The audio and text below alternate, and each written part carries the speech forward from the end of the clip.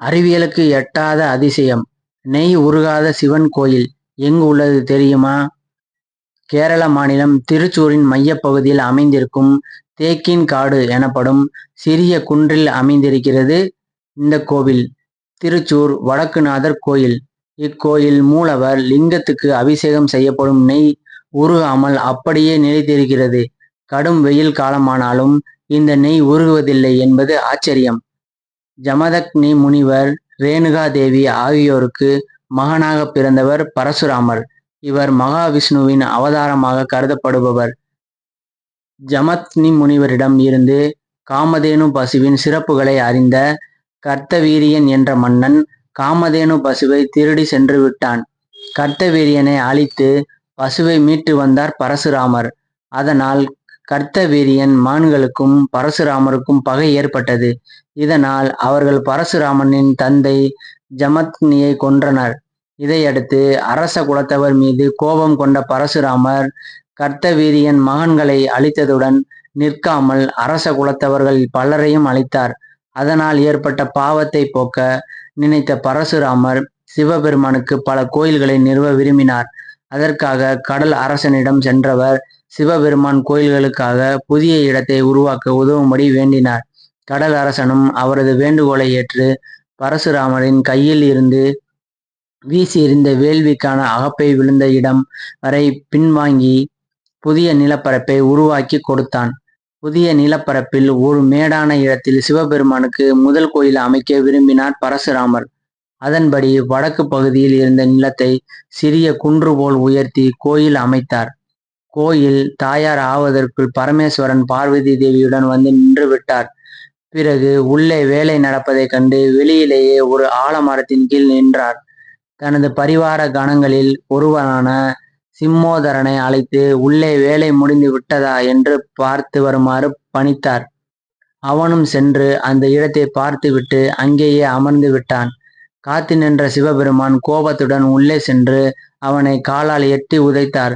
அந்த இடத்தில் சிம்மோதரனுக்கு ஒரு கோயில் இருக்கிறது. பின்னர் பரமேஸ்வரன் அங்கிருந்த ஸ்தம்பத்தில் ஜோதி வடிவமாக ஐக்கியமாகிவிட்டார். இந்த இடமே பரமேஸ்வரனின் மூலஸ்தானம் ஆயிற்று. இங்கு அவரது கோபத்தை தணிக்க நெய்யினாலேயே அபிஷேகம் செய்கின்றனர். 12 அடி உயரம், 25 அடி அகலம் என்னும் அளவில் அமைந்த இந்த லிங்கம் முழுவதும் நெய்யாலானது. அமர்நாத் கோயில் லிங்கத்தை பனிலிங்கம் என்று அழைப்பது போல் இந்த கோயில் இறைவனை நெய்லிங்கம் என்ற சிறப்பு பெயரால் அழைக்கின்றனர். அவர் சலவை கல்லால் அமைந்தவர் போல் காணப்படுகிறார்.